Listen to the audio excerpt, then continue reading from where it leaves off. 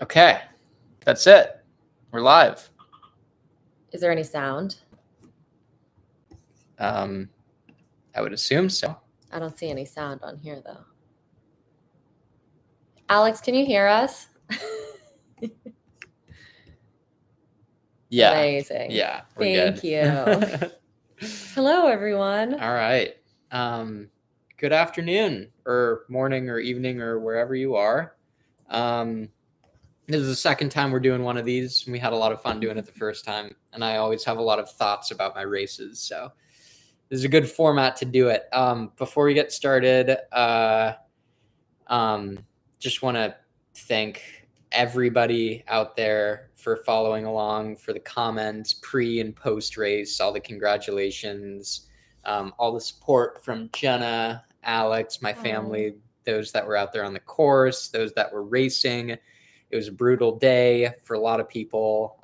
So if you were racing out there, congrats to you, just for showing up. Thank you to all of our sponsors, Quintana Roo and Vision, especially for, getting me going on the bike, Precision Hydration for fueling me through the run and the bike, obviously. But yeah, just wanted to say that real quick. We're going to jump right into questions because last time we did a big race recap. Well, I mean, that's why we're here, I guess, just so that everybody's on the same page. Miguel raced Ironman 70.3 Gulf Coast on Saturday, had an unreal breakout performance. I cried at the finish line. It was amazing to watch him race, and he got off the bike in 12th and ran his way to 7th and snagged a world champ slot in Finland. So that's super exciting. We're still riding the high of the weekend. And trying to figure out how to get ourselves to Finland. And yeah, that too. But if you have any questions about the race or what's next or how the training went, literally anything, pop it in the comments or in the chat on the side, and we'll try to get to it. Yeah, no, I'm stoked on the race. A lot went right. Obviously, there's a lot of room for improvement. Everyone thinks that way, so I'm not alone. So I've got some questions queued up from Instagram. First off, how did it feel to come in the top 10 of your second pro race ever? I was in total disbelief. There was a moment on the bike. We'll get into particulars later, I guess, but there was a moment on the bike where I thought I was literally in dead last. So I was pretty demoralized at times getting off the bike.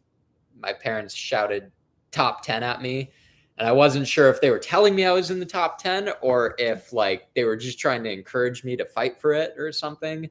But as the race went along, it was, I think it was the second loop where I asked you what place. Yeah, finally. And you said 10th. And then you gave me some numbers of where I was relative to the rest of the field. And that's when I knew I can do this.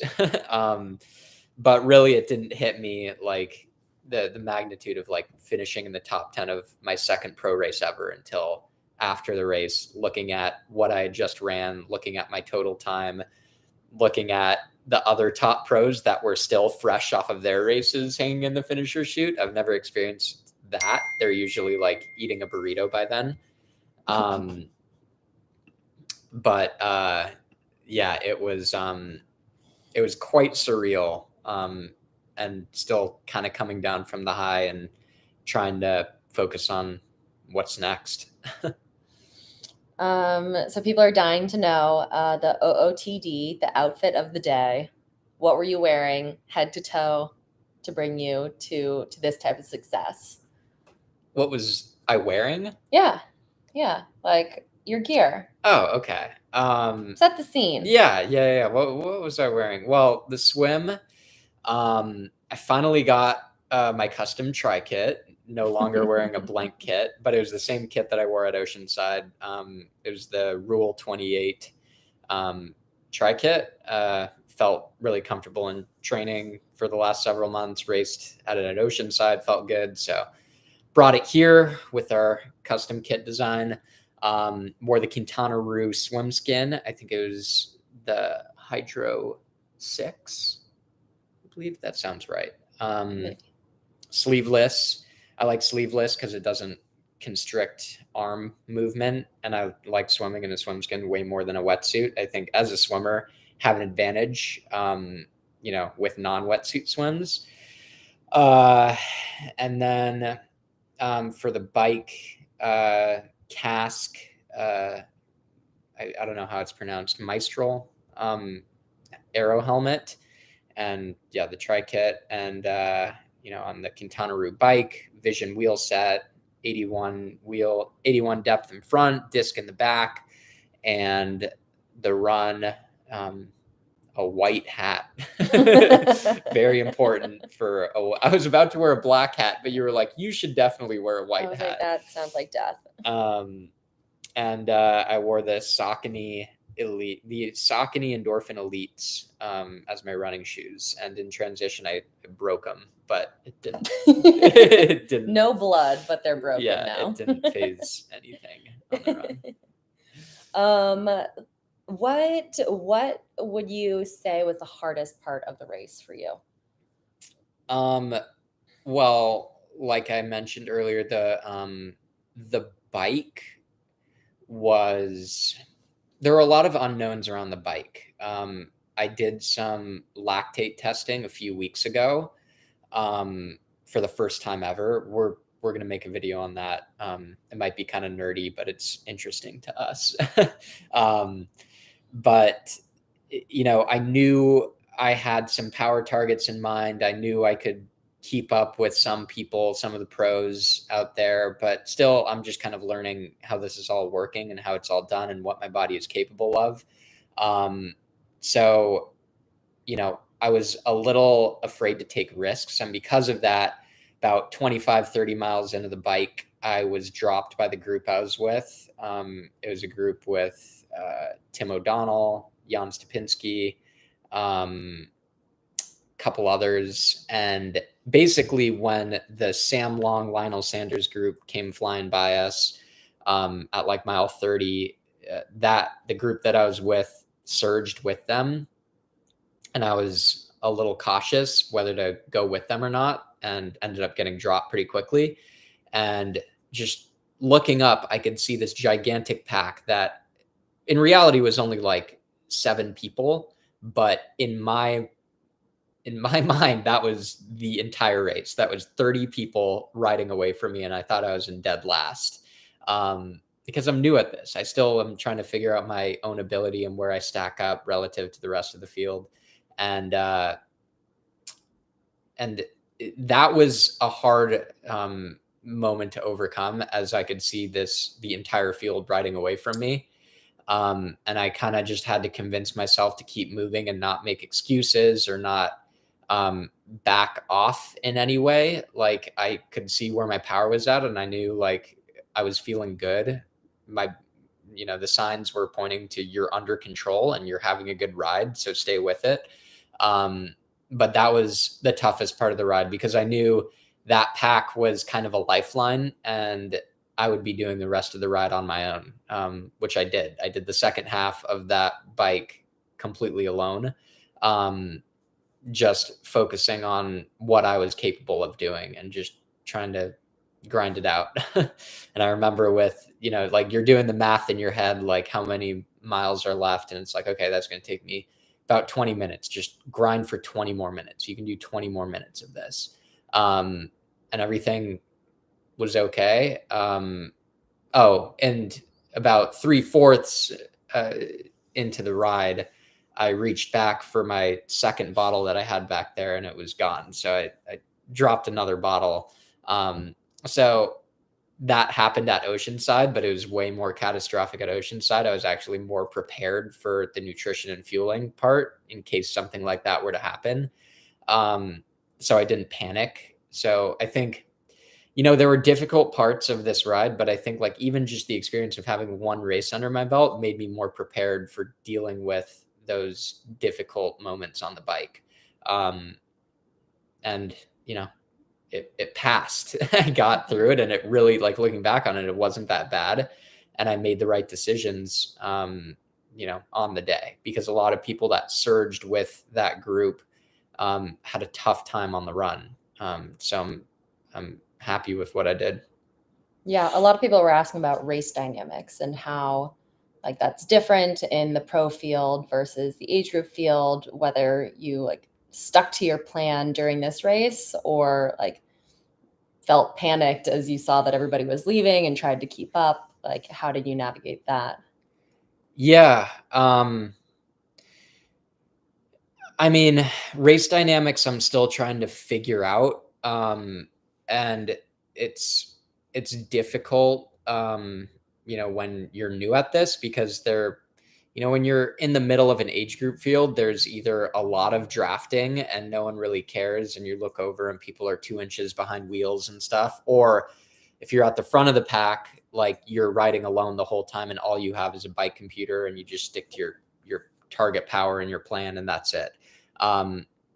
Pro fields, there's much more going on, and there's much more you have to think about. Staying in a draft pack at a legal distance, the pack that I was with, there was a referee literally, riding on the moto, like, right next to me for the majority of that half that I was riding with the pack. And so I was, like, extremely cautious whether to, like, creep up and try to play with that legal draft zone, or drop back and try to play it safe. The last thing I would want to do is get a 5-minute penalty. I was safe. I know someone out there did get a penalty by that referee. So that stuff does happen, and I just, didn't want it to happen on that day. I think, like, as I progress in this sport, I'm going to be more willing to take risks and kind of find the line, I guess. But yeah, and I think part of it is, like, your plan is work with packs, but also have a backup plan. What if you get dropped? What if that pack isn't riding to your speed? So, like, you want to be prepared to have your plan as you were riding a time trial in mind. I live by, like, this kind of, I race by this kind of philosophy of, like, real estate, like that term real estate. Like, there's a lot of ground in a 70.3. So there isn't, I never want to feel rushed or anxious to do something that puts me way out of my comfort zone, because I know I'm a good runner. I know, like, there's a lot of ground, there's a lot of time and a lot of real estate to use in order to catch people on the run or catch people at the end of the bike, just being smart about it. But I don't know. I'm still learning tactics. Going back to the swim, did you get stung by any jellies? Oh yeah. I don't know if anyone out there that raced also got stung, but I definitely got stung. I remember, like, when we were headed out to the first turn buoy, I remember swimming and just, like, hitting the tops of jellyfish. And I'm like, oh, yep, those are jellyfish. But you're in the middle of a race. You're not really thinking about that. And then I do remember, like, little tiny, like, pricks on my face, actually. And putting those two facts together, like, oh yeah, I'm getting stung on the face by jellyfish right now. And then afterwards, like, actually going to bed, and that last night, I guess, I was, like, really itchy on my arms and stuff, and couldn't figure out why. But then I realized, like, oh yeah, I got stung, like, all over my body. Like, I have some on my neck, and my arms. Those are the itchiest. The face isn't that bad, but yeah, They really gotcha. they loved me. So this was your second race ever in the pro field. I know every race is a learning experience, regardless of whether you're in pro or age group. But did you, like, change anything from this race, or I guess from Oceanside into this race, to make this result, like, that much better? Yeah. I mean, someone asked about nutrition too, so and I'm sure nutrition was part of it. So I'll talk a little bit about that. That was probably the biggest change. But I think what I realized at Oceanside is small decisions that you make and small changes that you make from race to race, whether they're tactically or according to your specific plan on pace or fueling or whatever it is, those little decisions are very amplified in a pro field. So like you could do something that's just a little bit different, but that it can have a drastic effect.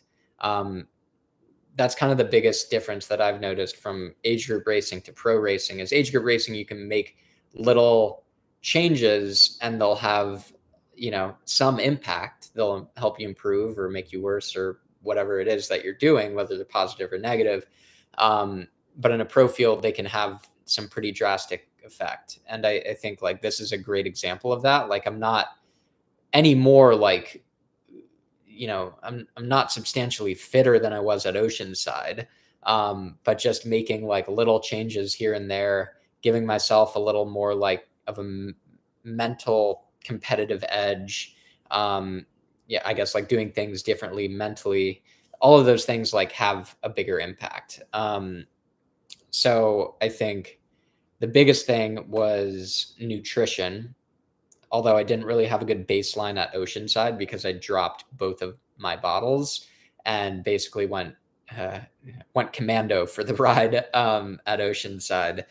And this time around, I really dialed it in scientifically. Like I said, I did some lactate testing and metabolic testing a few weeks ago to help me figure out some things that help me nutritionally. So like how much glycogen do I have at the beginning of the day? How much am I sweating? What is the concentration of sodium in my sweat? A lot of this was done through Precision Hydration and the consultation resources that they have there and the case studies that they have there. But basically like separating my carbs. So I was just taking gels. Separating my carbs from my liquids and sodium and electrolytes was the biggest thing. So at Oceanside, I had everything like carbs, electrolytes, fluid, all in one bottle. And this time I separated that. So my bottles were just fluid and electrolytes, and then I was fueling with gels.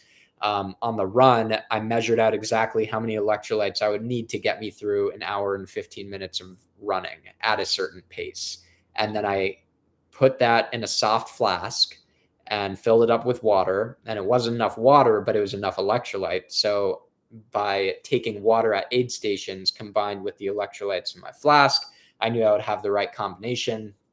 And then having the gels to supplement that to get the exact amount of carbs I needed. So basically I was just like a lot more precise with how I was fueling. And again, seriously, like I owe a lot of that to Precision Hydration and the resources that they offer, and not just like throwing them out there for the sake of like, they help us. But like they help us in a way that's much greater than just like providing product, but they really do provide some valuable resources that I encourage you to check out because these races are not easy. And fueling and nutrition is not an easy subject and it's not very straightforward and everybody is different.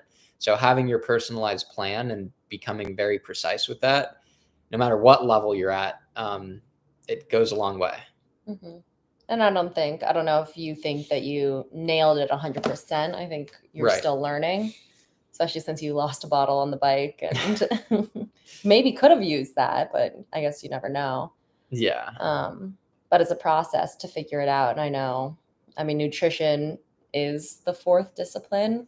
That's what I found. And I'm definitely still figuring it out. And hopefully, I'm doing everything that I can to make sure that my nutrition too is good for the next race. Yeah, Jenna is racing Chattanooga this weekend. So if you're going to Chattanooga, come say hi and cheer on. Yeah, well, it's her first 70.3 of the season. Anyway, this isn't about me. Yeah. It will be. So I think I was not alone in being completely blown away by your run. You went 1:16 what on the run? 1:16 something, like right One, there. yeah, Flat. okay, 116 flat, your fastest half marathon ever off the bike or just Anything. flat. Yeah. You were the third fastest in the field behind Sam Long and Lionel Sanders. Like, how? Like, where did that come from? And what have you done in the last 6 months to make that possible for your swimmer body? Yeah. So like several years ago, I remember like talking with my coach, and I told him like, just wait, like running is going to be my best discipline. Like that's going to be what I'm best at when this is all said and done.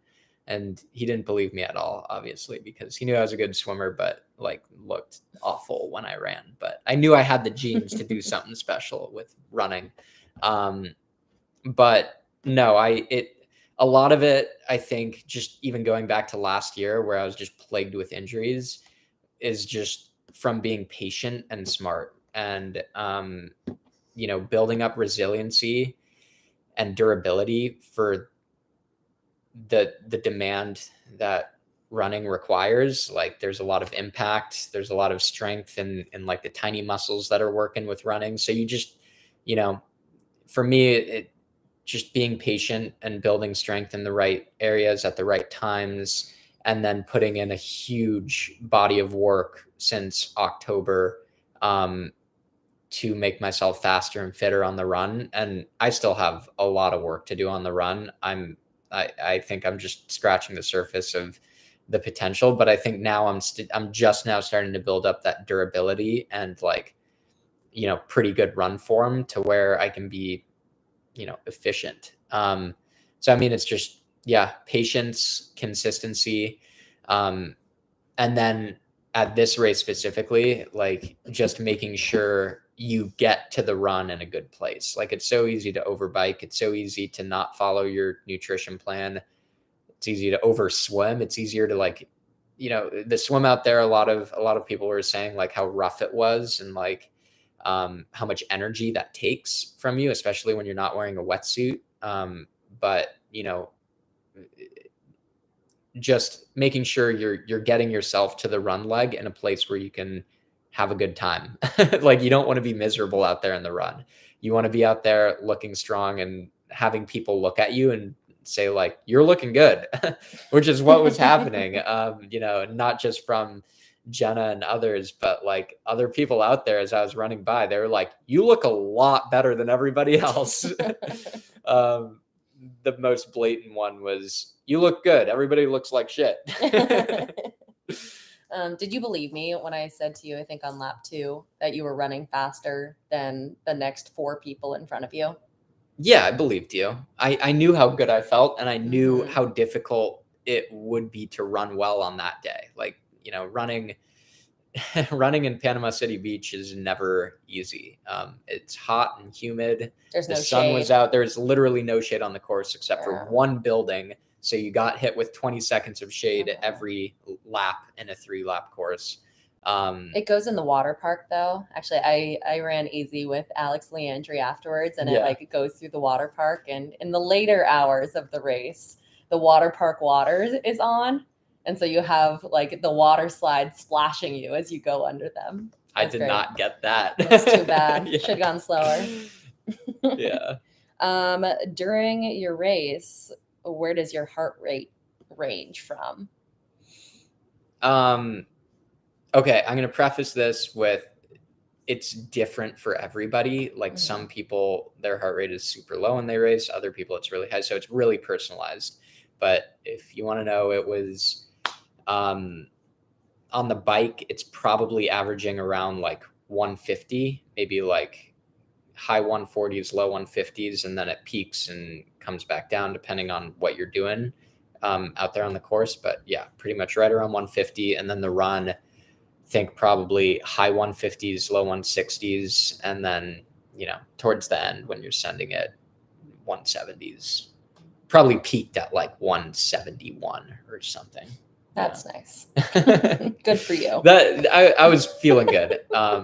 So yeah, again, it's personal. Like other people can feel exactly the same as I did, but their heart rate is 185, you know, so it's. I redline it from the start. Yeah. And it also is different day to day. Yeah. Like some days mine is a lot higher, some days it's a lot lower, but yeah. Yeah, Jenna's just red lines, start to finish. No matter. Got to red line it to win it. Oh God, what was my next question? Oh, you were 7th in this race.